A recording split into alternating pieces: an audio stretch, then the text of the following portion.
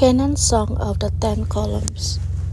When Seth had made this brief remark about the lack of love, Kenan, Mahalalel, and Jared, who greeted them lovingly and thanked me for the grace of meeting again, joined the tree. Seth blessed them all in my name, to enable them to speak in the face of my love, and also in the presence of Seth, the second in the highly blessed line of Adam, which finally I myself completed corporeally in the great time of times. When these three had received the blessing, Kenan was the first to speak. Dear fathers and children, hear and listen carefully to my words, for I will tell you faithfully what I saw in a vision at night. In this vision I was shown 10 columns towering over great water, which often mightily lapped against them. On the first column Adam was standing, and speaking to the waves, Listen, children, God the Lord Sabaoth, the mighty, great and holy Father of all the children, begotten by me, is the only God. As he has made me an only man of the earth, he is from eternity, the only God, and besides him, there does not exist any other God. For infinity is from eternity to eternity, filled completely with his glory, holiness, and love. Therefore, you waves shall believe that the Lord is the only, great, eternal, almighty, holy, just, exceedingly wise, most loving, gracious, merciful, supremely good, and sublime God, and thus our Father. So be calm, you brisk waves, and become clear that the light of this only God may shine through you right to the foundation of your life. Amen. And behold, the waves around the column of Adam became calm, and a mighty light shone from God's heights upon the smooth mirror of the water's surface, whereupon the surface shone like a sun, and from the bottom of the waters rose a solo song of praise, floating from the waters like a luminous cloud, rising with increasing radiance towards the eternal, holy heights of the Almighty Father, the one only God.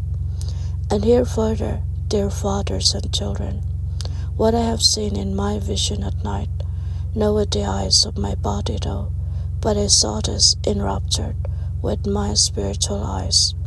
Not far from the column of Adam stood a similar one, almost as stately. The brisk waves hesitated to lift their sparkling heads up to the stately column, and were gently swinging, full of reverence, around this noble column, as if to say, Look, mortal man, see the name of the Most High, who, holy and loving, is called Jehovah. This name shall never be uttered in vain by base tongues. The Holy Father's name is holy, most holy. O men, O children, the circling waves were calling. O do bear in mind whose name it is. Consider in your hearts that it is a God who has this name. And behold, only when I had in amazement heard this from the gently moving waves, could I timidly raise the Spirit's amazed vision to the top of the column, and I saw, oh, I cannot describe how warm and delighted I felt. I saw standing on the shining top of the column, with an earnest mien, you, dear Father, sat, and you spoke to the gently circling waves what I have just told you. For I believe to have heard from all the circling waves what you spoke from the holy height to the waves, gently tossing around the column. This I saw, exactly as I have told you. Now hear further, you dearest fathers, and also you, always obedient children, not far from the column of Seth, surrounded by shining waves. I saw the third of the columns. It was standing there, bathed in reddish light, more sublime than all the others, and all the waves, which more and more briskly kept tossing around the other columns, were here standing still and from the gently vibrating fire steam, full of reverence and love, a fiery song of praise to the Lord and eternal, Holy Father. I wanted to investigate in what direction the fiery vapors were going, and behold, my eyes, almost blinded by the glory of exalted songs issuing like steam from the calm of the pure waters, discovered in the holy height of the third column, surrounded by shining clouds, the third of you, dear fathers, who was in us. You in us were standing on the third column, speaking to the quietly listening waves with fiery words.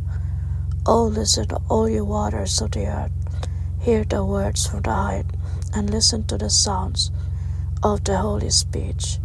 For 6 days and nights you may move and toss in merry ripples, but when the seventh day is come, blessed with holy rest, the Lord's Sabbath, a holy day, mind you, this day you must always celebrate, as you owe it to the Holy Father, to praise and glorify Him, for it is in accordance with eternal order that all that has the living breath out of God, and in a loving, thinking heart feels the eternal, Holy Father's love, shall observe the rest and celebration of the holy day. This is always the Holy Father's most holy will.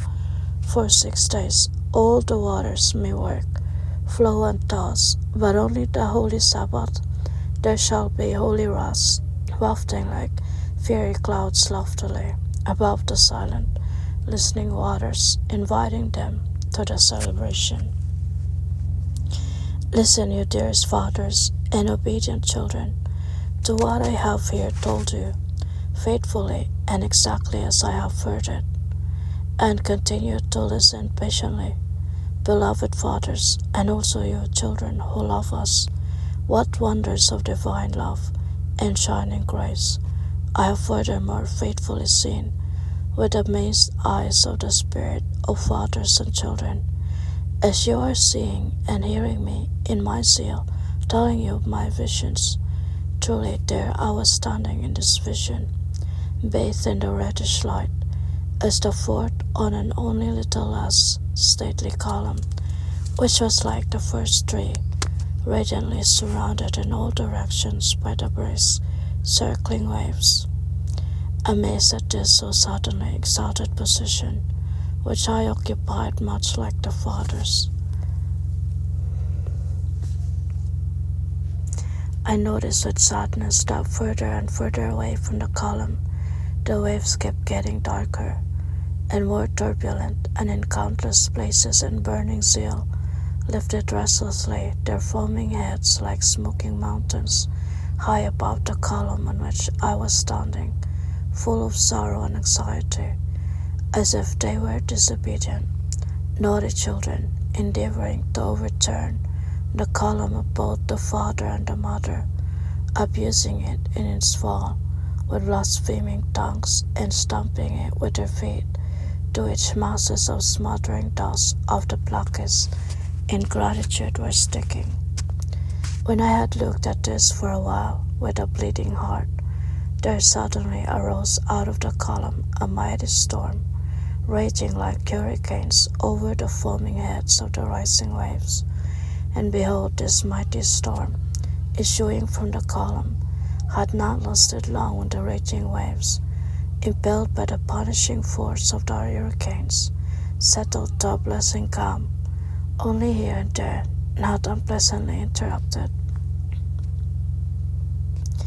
by an occasional soft murmuring of the wailingly leveling furrows on the vast water's surface, followed by a complete calm of the shining layers of the breath flowing from the divine mount.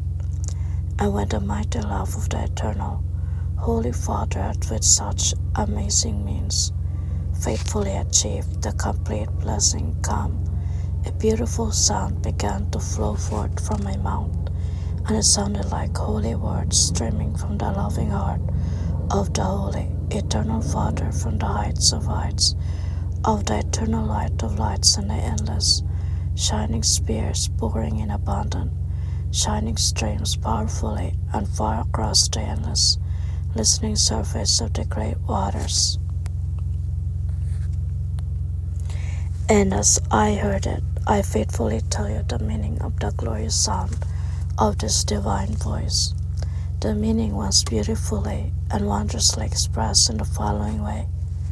Listen, spoke the holy voice, you stormily inclined torrents, you owe obedience and love to the column of Canaan, you quivering waves, if you want to moisten for a long time the dead and solid clefts of the grieving earth.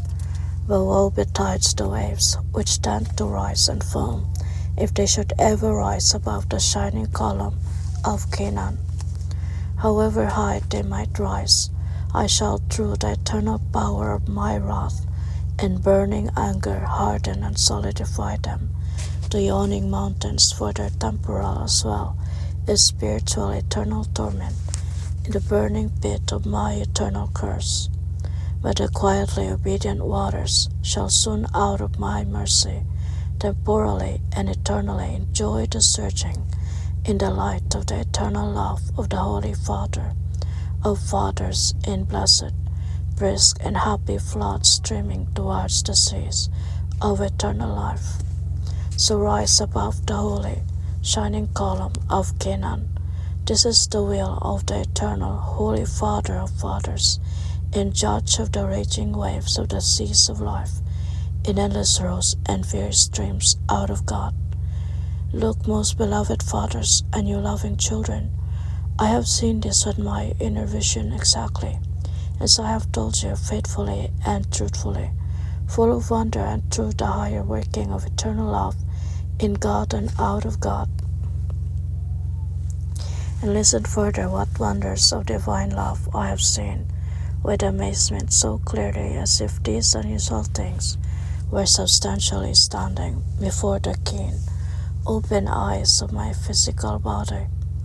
I was still standing on the shining column and looking towards the fifth column, and how amazed I was at the newly unfolding wonder of the divine love of the eternal Holy Father. The column was dark from its base to the top, and the waves surging around it with violent thrust appeared like glowing iron and seemed to furiously destroy each other.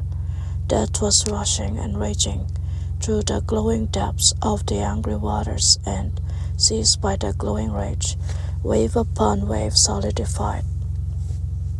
I gazed into the nights of the rushing depths of death, and what I saw there, listen, the human tongue would become numb, rather than describe the horror of the raging waves burning throughout with deadly anger. When I had long enough gazed at it, with the opened eyes of the spirit and the heart of the soul, I lifted my eyes with a heavy heart to the top of the dark column, and there I saw you, Jared, the son of my son, Mahalalel's first blessed love, praying fervently to the eternal, Holy Father for love for the enraged waves, pushing, strangling, and murdering each other. And as you, my Jared, were praying like that, there suddenly rushed along the wide open heavens a great flood of merciful love down upon the foaming waves, which had been hardened by the heat of that deadly wrath. Oh, listen, now the hardening surface of the deadly sea was rushing and raging anew, and the waves already solidified in death began to loosen once more from their embittered hardness and flowed like brothers and sisters, softly surging, heaving, penetrating, and helping each other contentedly into the arms and hearts newly warmed by eternal love. Then suddenly a flaming sword was by mighty hands tossed into the trembling hands of the praying Jared, who quickly seized it and, according to divine decree, swung it as far as he was able. Following this, I could clearly hear these words: You earthly, faithless bustle of waves shall not ever dare to slay beings created as children of eternal love, for I am the Lord over life as well as death. Whoever will with an angry heart slay his brothers and sisters shall surely be punished forthwith with eternal death of spirit and soul.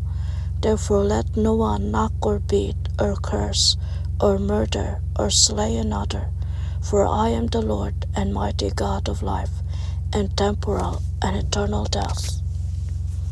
And listen and see, most beloved fathers, and also you loving children, as I have now told you, faithfully and truly, so it has happened from sign to sign and word to word.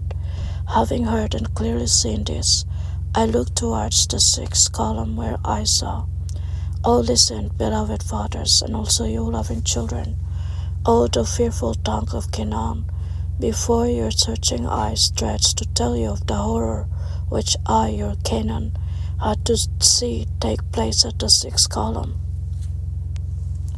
I saw the column surrounded by blood and horrible slime, and instead of the brisk waves circling around the former columns, here the most disgusting and incomparably sickening, abominable worms were crawling around. And listen, even the splendid column was, like none of the others, soiled from its base to the top with the blood of shame of the vile, hideous worms. Often they were crawling even to the top, and masses upon masses were rising so that no one could see there the glorious mark of the divine will. However far the eye of the Spirit could reach, it was unable to see anything but heaps upon heaps of these worms, squashing each other in their frightful eagerness, and then again combining two bigger worms, crawling over the others, wriggling and twisting, towards the slime-covered column of Mahalaleel, coiling around it right to the top.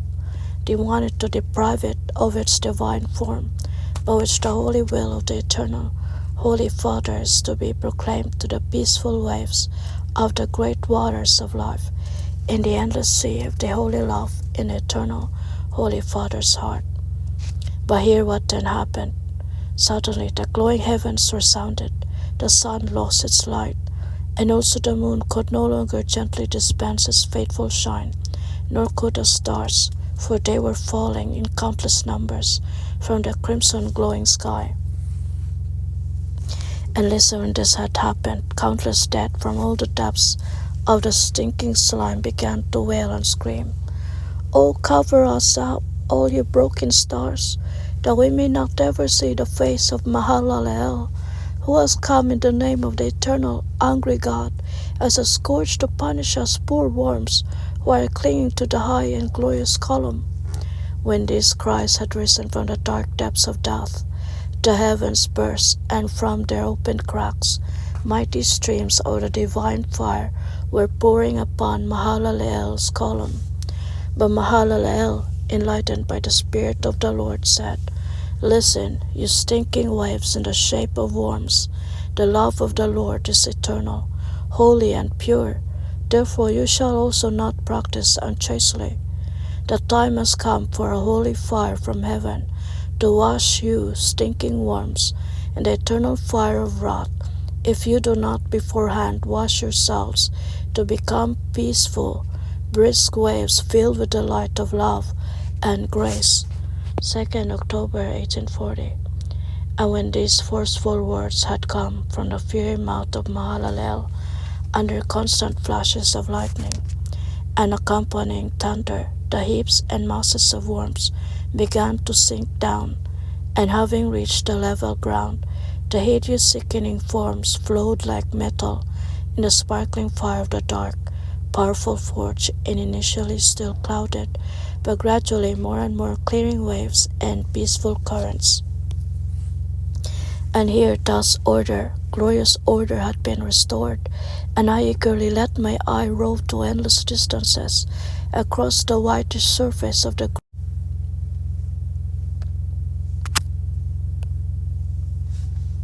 now the cleansed waters. Nowhere did I now see heaps and masses pushing each other, but only here and there darker waves were approaching the lighter ones, whereupon they themselves became lighter and lighter, and in the end even self-luminous. When I again looked towards the Mahalalel column, I thought I had been washed of all the bloody shame, and was shining delightfully in a whitish light, with pretty shining waves playing around it. "Listen, Mahalalel, I saw you on your knees, thanking the Lord, the Holy Father of the shining waves. And behold, each word of thanks to the Father of eternal love, coming from your trembling lips, floated upward to the eternal heights of the eternal, Holy Father, like a radiant sun. And listen, beloved fathers, and you loving children, I am now faithfully and truly reporting to you what I have seen and heard. Since you have now willingly perceived this in your hearts, let me, Kenan, tell you more about the nightly wonders of divine love and super gloriously radiating grace of the eternal Holy Father. Now listen, when I had sufficiently watched all this in the radiating light of grace flowing from the eternal heights of the Holy God and Father of love, and from all the peaceful and shining waves, I suddenly caught sight of a red glowing seventh column, and Enoch the godly, honest Enoch, was standing, or rather suspended on this glowing column. The waves were surging maliciously around the column of Enoch, which was rising high into the flaming atmosphere. I had not long gazed in amazement at this strange sight with the eyes of the Spirit, when I began to notice that under the malicious waves, partially covered by the mud of the ground, there were foreign, stolen waters, heinously fettered. They were the waters of love and of grace, as well as waters of life and light, and all kinds of other waters. And all these countless waters were solidified, like transparent stones held with glowing fetters of the infamous self-love. And behold, you fathers and children, how this loveless robbing and stealing took place. I shall tell you as I have seen it. Masses driven by thievish zeal were rising like pretty cloudlets from the maliciously surging surface of the great waters, surrounding the column of Enoch in all directions. These cloudlets were floating far beyond the limits of the column's area, and seeing calm surfaces in other areas of the great waters, they pounced on them with more than lightning speed, seized the peaceful waves with greedy haste, reduced them to a vaporous mist, lifted them up, and drove them with the speed of hurricanes into the sinister, muddy depths of their spiteful rubble. There they sunk these so maliciously robbed, peaceful waters, pushed them down and compressed them with their stolen might to the hardest stones, and then, in a heinous way, covered them with mud and the dirt of lies out of shameful self-interest. However, this malicious and bad activity did not last long, for soon I saw Enoch becoming much more radiant than the sun and scorching rays, flowing from Enoch's head in mighty streams, in a moment turned over and brightened all the muddy, thievish depths of the great waters, inflamed with rapacity. As the burning rays flowing from the head of Enoch had just touched the surface of the malicious waters, these began to rush and roar. The endless surface was steaming, and forced by the heat of the rays, returned under duress all the spitefully stolen, and through self-love and greed in the muddy ground solidified foreign waters. The latter in great numbers quickly wresting themselves from the dark and cloudy vapors of the spiteful currents down below, rose like fiery clouds up into the pure, shining atmosphere. And behold, as they were ascending from the depths of death, active winds streamed from the column of Enoch, and carried in whirling joy the newly released children carefully past the raging vapors of the spiteful waters back into the loving, waiting arms of waters which had become ennobled through commandments given by divine grace. When this had taken place, thanks to the wonders of holy love from above, suddenly Enoch stretched out his hands powerfully and spoke with a commanding, forcible, thunderous voice. You spiteful, rapacious, devious waves, hear right down into the depths of the muddy and dark places the will of the eternal, mighty God. Hear with a calm surface the mighty words of salvation, calling. Every drop is repeatedly counted in the heart of eternal love, and thus every one belongs to itself and to eternal love. Therefore let no one ever cruelly become prey to another, for woe betide the thief, the malicious robber and murderer of the property of other purer waters and beings. Indeed, woe betides all the waves, evilly loving only themselves. Note this, the malice of robbers and thieves will never search in serene, following circles, but it will in rigid death solidify the glowing stones of the eternal curse, be thrown into the lowest depths of the earth by the deadly might of the commandment, now or one day for sure. You shall not rob and steal, says the mighty will of the eternal holy God. Take note of this and heed it, you malicious waves, and listen, most beloved fathers, and you loving children. These were the final words Enoch thundered from the shining column, as the most glorious eternal mark of the divine will. As these glorious words faded away to distant areas of the horrible, searching dark surfaces, foreign even to the eye of the spirit, I could clearly hear words rising from the depths. These words, directed upwards to the column, had the sound of obedience. Do cleanse us, you shining herald of the holy, eternal God's mighty will, so that we too may become pleasing to the radiant, holy eye of eternal love like other waters. And here, thereupon, streaming from the shining column, powerful, fiery winds began to blow, marvelously mixing the fire of eternal love in radiant abundance into the surging waves of the listening, endless surface. And the waves and currents were purified through this shining mildness, and they appeared as bright as the surface of the sun, and praised and glorified the Lord of grace, circling around the column, shining brightly. And the holy echoes sounded harmoniously along the boundless spaces of the shining waves. This is exactly what I saw, and I have reported it to you faithfully, as you, most beloved fathers and loving children, have so patiently listened to me, Kenan, the spiritual speaker, to continue to hear what further wonders of divine love and grace I have faithfully seen. At a short distance I discovered a very smooth column, looking almost like gleaming metal. Surging around it was a sea of sand. From a distance I believed to see floods of water, but the closer this dusty flood was approaching, the clearer it became to me that it was not water, which was here surging around the column, but dry sand, which was lifted and whirled around by the winds, thus giving to the searching eye of Kenan the false impression of heaving waters. Having watched this in annoyed amazement, and unable to discover even a drop of water anywhere, I lifted my eyes heavenward and implored the eternal, Holy Father of love for His grace, help and wise counsel. But heaven remained silent, enveloped in whitish light, here and there with a faint reddish shimmer, and there was not slightest sound from the more and more clouding holy, eternal height of the eternal, Holy Father's abode, usually so willingly, spreading love and graces. And behold, the deceptive waves of sound kept rising higher, and understandably became denser and denser the higher they rose, so that not even the most glaring ray could penetrate through the dustily heaving masses of the deceptive sand to refresh the eye. But fortunately, the mischievous obscuring affair did not last long, for glad of heart I soon saw Methuselah standing on that column which was surrounded by the dark sand, and he was armed with a two-edged flaming sword.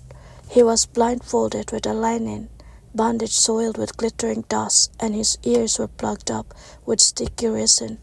But look, suddenly there appeared, dazzling with heavenly brightness, a mighty eagle in fast flight. It flew around the head of Methuselah in ever smaller circles, loosened the blindfold from his eyes, and carefully picked the sticky resin from his ears. When thus Methuselah's senses were freed, the powerful bright eagle in the distance, still shining like a star, flew up to the holy heights of the heavens from where it had come. But Methuselah, the loyal and truthful, seized the two-edged flaming sword, swinging it in his threatening right hand in circles in all imaginable directions, like flashes of lightning.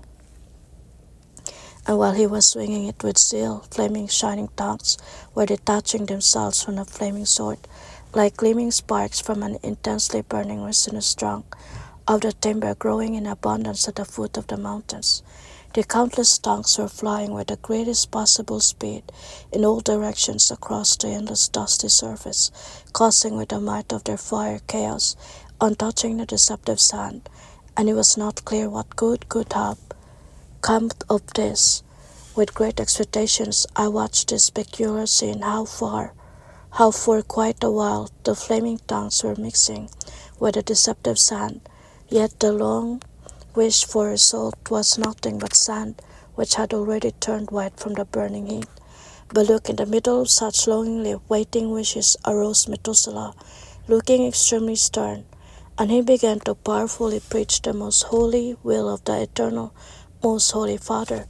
To the throughout glowing sand, the mighty words, passionately flowing from Methuselah's mouth, were pouring like great waters in broad streams, terribly rushing and raging, dragging the sand with them, like earlier the tongues in all imaginable directions, and the rushing and raging uttered clearly audible, powerful words indeed, words of the might and eternal greatness of the holiness of God.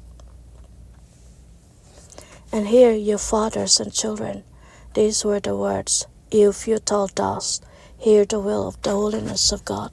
You shall never perform a false, deceptive heaving, but you shall convert to flowing, purest water, and as such keep surging in eternally shining waves, for only through falsehood will you one day perish completely. And look, when this had been heard by the endless surface, tiny grains upon grains dissolve into pure drops, which in shining truth ran happily all together, joining to a boundless surface of the purest waters, and surge and furrow truly, happily praising the most holy name of the eternal God. They washed the still resisting, firmly sticking sand from Methuselah's column, praising it and circling around it in shining rows, after adorning with loving eagerness their light shining, swinging, and tossing heads with the light which abundantly flowed from the column. See and hear, worthy fathers, and you so dear children, what I have faithfully seen and heard with open ears, and am now reporting to you just as faithfully and truly. It is the truth, nothing but the truth, which is actually the delightful nature of love. Therefore the lie comes to nothing like no other vice, for only the lie is the exact opposite of the eternal truth of the Father's love. And now, most beloved fathers and loving children, hear further about all the wonders I, your Canaan, have seen with amazed eyes. I felt as if I, together with the column on which I was standing, had been pushed farther and farther to distant regions of the other columns, and as been the case earlier, it was now also, for I saw from my high position the ninth column. O fathers and children, how peculiar it looked there, from a boundless depth of the eternal nights, a terrible column, soiled by all kinds of dirty, glittering colors, rose to a height no longer discernible by the eye.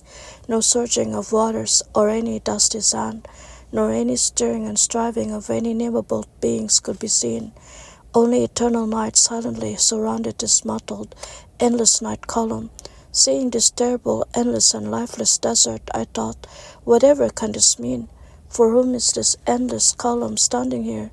And thus I kept pondering for quite a while, but notwithstanding all my futile thinking, not a tiny spark would lighten the eternal endless night around the endless mottled column. O fathers and children, I became frightened, for even the light of my column kept fading so that I could hardly perceive that my feet were still standing on its faintly shimmering pinnacle. This sad experience made me fall down upon my face, and I began to pray with all my heart to the eternal, Holy Father, and implore him not to let me perish here. When I had done this in all earnest, I suddenly heard an admonishing voice saying, Kenan, lower your thinking with pure love into me, your Father and God, and you will soon see things with quite different eyes. So I immediately did what the Holy Voice bade me without pondering at all on its loving sound. And as I was doing so with a heart full of love, the column which had appeared endless to me began to sink deeper and deeper into the abyss of the eternal night. This sinking had not lasted long, when a distant rushing of very great waters reached my keenly listening ears, a sound not unlike the thunderous rolling of the spheres. Before I could look around properly, O fathers and children, I already saw huge masses of the foaming torrents rushing down into the dark, endless spaces of the former eternal night around the mottled column. Soon I saw the sight of the former eternal night filled with a still muddy but endlessly surging water. I also saw the end of the column, which had appeared endless to me, emerge from the eternal heights of the heavens and descend to the surging, muddy waves of the new waters of the shining pinnacle, upon which in shining glory Lamech, Methuselah's young son, was standing as a delightful herald of the divine holy will. And when he too caught sight of me, he began to address the waters as follows. O hear, you great waters, do not ever waste yourselves in your desires, for that which you possess in love and grace from above is your possession for eternal times, and abundantly sufficient for you. For more than one thing cannot occupy one and the same place. Therefore do not ever seek to destroy yourselves through foreign desires, but search and circle in your very own sphere for the praise and glory of the eternal Holy Father. And listen, when Lamech had spoken these wise words, the waters promptly surged and cleared themselves, penetrated by the eternal light of the divine will. But I, Kenan, have faithfully seen this, and as I have seen and heard it, I have now reported it to you faithfully and truly. 19th October 1840. And hear you, beloved fathers and loving children. Oh, do continue to hear patiently the end of my speech. Look with me, your Kenan, into the depth of the divine wrath, and the grace shimmering faintly through the flames of wrath for the faithless peoples of the earth. Oh, hear and see all I had to hear and see in the darkest place where the 10th column was. All the former columns had more or less some light of their own. Even the 9th column was surrounded by a mottled colorful glitter. However, this one, the 10th in the order of columns, did not have even the faintest shimmering spot. It was so dark that I could only feel it, but not see it with even the keenest spiritual sight, whether it was surrounded by surging water or sand, or by a dark, empty nothingness. All that was uncannily hidden to the exploring eye of the dreaming Kenan, because of the unbelievably dark black night around the 10th column. I waited and waited for a long time and looked with a threefold impregnated keenness of my sight, whether some faint light could not be detected, but my efforts were futile, and even my ears could not hear the slightest lisping of a tender breeze. Oh, listen, then I became frightened in this dark, forsaken peace, filled with eternal death. I was unable to pray or implore the eternal Father of love to quickly liberate me from this dismal night of death, for only now did I feel that not just my eyes and ears, but even my tongue was paralyzed and unable to speak. When I had to experience this on myself, suddenly a fierce flash of lightning shot from the bottomless depth of the eternal night up to the metallic-looking heights of the completely closed heaven. However, as lightning is usually followed by thunder, after this endless flash of lightning there were not the slightest sign of thunder, and as it had been prior to the lightning, it was after it too. The densest night was spread out from one endlessness to the other, and I, your Kenan, began to long mightily for light and life, for truly I tell you, I had become fed up with the endless night of death. O fathers and children, the night lasted a long time, until finally a tiny starlet was appearing on the metallic heaven as the belated only trace of the flash of lightning which much earlier had shot up from the depth toward heaven. My eyes, blinded for such a long time, were now gazing steadily at this tiny, shimmering little dot, and as I was gazing at it in astonishment, something sounded clearly into my almost deaf ears. It was not words or human voices, nor a rushing or roaring. This sound resembled the piping of shepherds when they were gathering the sheep of a bell around them, as was their custom, and when the sheep came hurrying along, gazing in astonishment at the caring shepherds, with their heads turned heavenwards.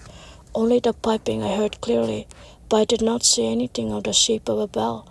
When I experienced this with my almost deadened senses, a word flashed like lightning through my soul, and this word, this sweet word, said, "Your tongue is released, Kenan. Now pray and implore the Father of light, love and life for light, love and life for this column broken in death." Then I fell down and promptly began to pray and implore the Father of love and of all stirring life to give in His mercy a brightly shining little flame of grace from above, so that my eyes might behold the formidable magnitude and vast extent of dark death. And when I had for some time implored the Holy Father, suddenly a powerful voice called my name, saying, "Rise quickly and look into the great abysses of the darkest death.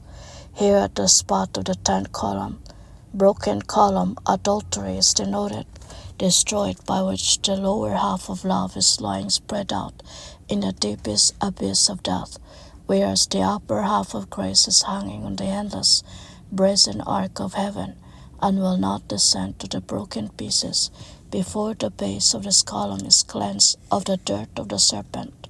The ground is the earth, a sinful house, and the dirt of the serpent is the so attractive flesh of all the women from the city of Enoch in the lowlands. Therefore woe betide the earth, which has become saturated with the blood of the brothers who, because of the wanton women, have cruelly murdered one another, and saturated the earth with their blessed blood. Soon I will let great floods gush forth from heaven to destroy all flesh because of the enticing flesh of the women, through which all the waters here surrounding the 10th column were consumed.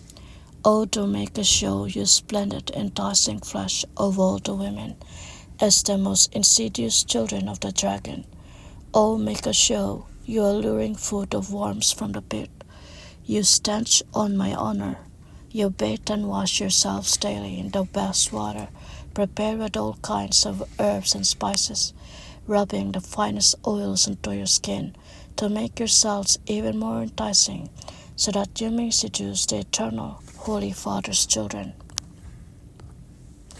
An eternal curse shall be upon you. This say I, Jehovah, God the Almighty, the Eternal. Soon I will prepare for you a bath, which will serve you eternally for bathing, and smearing yourselves to your heart's content. How this will happen, I will now show you. Kenan, in the light of the eternal Holy Father's grace. Therefore you shall rise on your now also quite darkened column, and look down to the lowlands, where you will see what is going to happen soon. And here, your fathers and children, I promptly rose and gazed with great amazement to the depth of death. I saw numerous of our children leave the mountains, and happily hurry down to the daughters of men to unite with them, and even beget children, strong sons and charming daughters. Then I saw the sons become cruel rulers, murdering and slaughtering the poor, helpless children of men, and streams of blood of the brothers and children of men were flowing. These streams of innocent blood were mightily crying aloud to the brazen arc of heaven. Then heaven burst asunder, and from the shining breach emerged an angel, flying with great speed to Lamech's love, and said, "You shall now prepare the box of grace, Noah, as the Lord faithfully bade you do already quite a while ago, and take refuge in it with all the Lord bade you to take.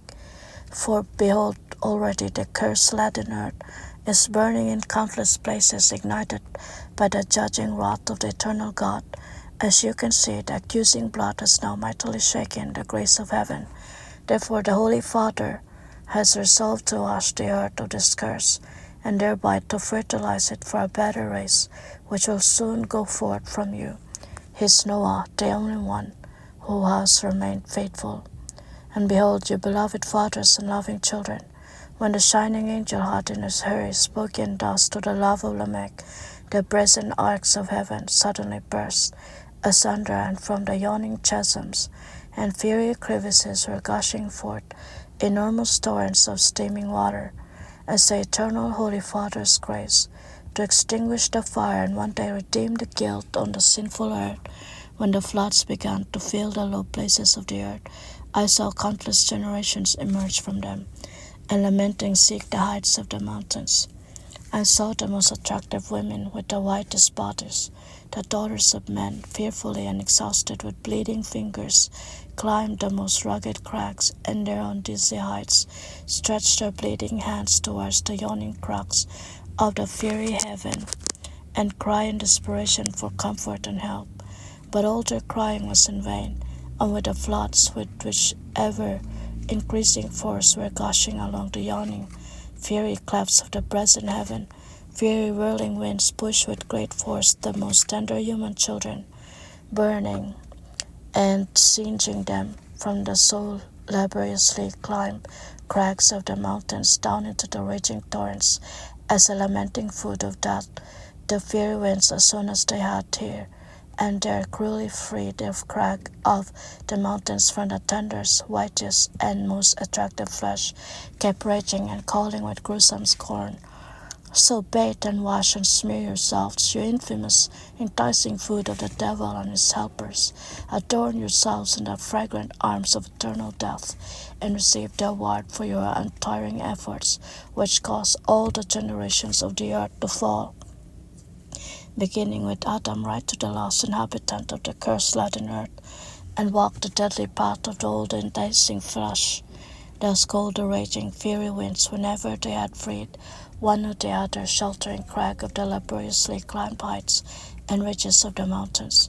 But this so ghastly killing and murdering of the sinful flesh of the voluptuous women and of all the earthly sons and children of heaven, deceive and thus fallen through their seductive craftiness, did not last very long, for soon I saw vast waters surge and heave all over the highest mountain peaks, and except for me, no living being could be seen or any sound heard, except the surging of the waves of the newly formed great water against my faintly shining column. Through the 9 preceding cases, I was already used to seeing, as soon as the waters had filled the endless depths of death, a shining column rising nobly above the surging surface of the waters, and if previously the column, as was the case with the 9th, was now immediately fully visible to the searching eye of Canaan, it still did not take long, and Lamech, emerged from heaven, was seen upon it laying down the law, but now none of the columns could be seen. I waited for a long time and was amazed, when instead of the column I saw the box of grace swimming towards me on peaceful waters, and when I had reached the spot where I felt the dark column had presented itself to me, the blind seer, the raging waves receded, and the box of grace remained standing on a very tall, now softly shimmering column, which had risen from the waters. And now when the shining box of grace was completely free from the heaving waters, a sparkling window in its roof was opened, from which soon some gentle doves were emerging and briskly flying away across the waters. However, the lively doves, flying to and fro, did not remain long above the waters, as, except for the column of the box of grace, they did not find anything where they could, after a long flight, alight for a needed rest, and so they flew quickly back to the box of grace, searched for the sparkling window, and entered it. And when the sparkling window had once more been closed, violent fiery winds began to blow endlessly far in all directions across the to me infinite seeming surface of the heaving great waters. Due to the violent fiery winds, masses of clouds were rising with lightning speed from the heaving surface. This mighty raging of the winds did not last long, and soon here and there high mountain peaks began to appear above the mirror of the water. Some of them were even becoming green, and soon resembled pretty gardens. When the searching happy eye of Canaan was seeing this, the sparkling window in the roof of the box of grace opened again, and soon once more doves came out and briskly, and with great speed flew towards the mountain peaks which had already become green, circled them, and then alighted on freshly grown branches, where they stayed for quite a while. But then they returned to the waiting box of grace, loaded with sprouting twigs, and when this had taken place within a short time, the floods began quickly to recede, and mountains and delightful fields with fertile soil began miraculously soon to rise from the sinking surface of the waters, and became green, animated by the warming rays of the sun, turning into lovely meadows and gardens abounding with fruit.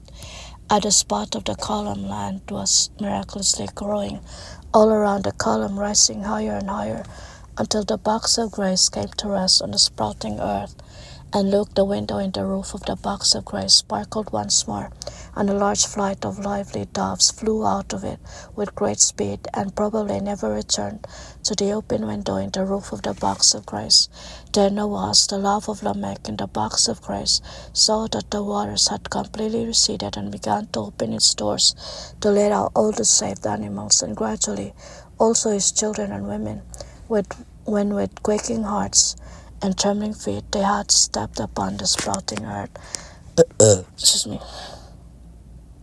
They prostrated themselves, and in view of the shining open box of grace, thanked and praised the Lord as the only merciful Savior from such a deserved judgment by the eternal, holy God's wrath. When they had done this for quite a long time, full of gratitude and love for the holy, eternal Father, there appeared a shining angel bringing Noah a joyful message from the sublimely radiant heaven, around which a colorful bow was twinning. And hear what the shining angel spoke. Listen, Noah, you soul bond of my love.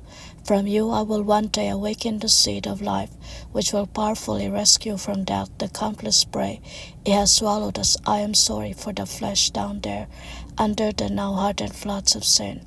Therefore I will one day send a mighty Savior, and never again punish the quaking earth with such judgments. The colorful rainbow shall at all times tell the peoples that until the end of time this will never happen to the earth again.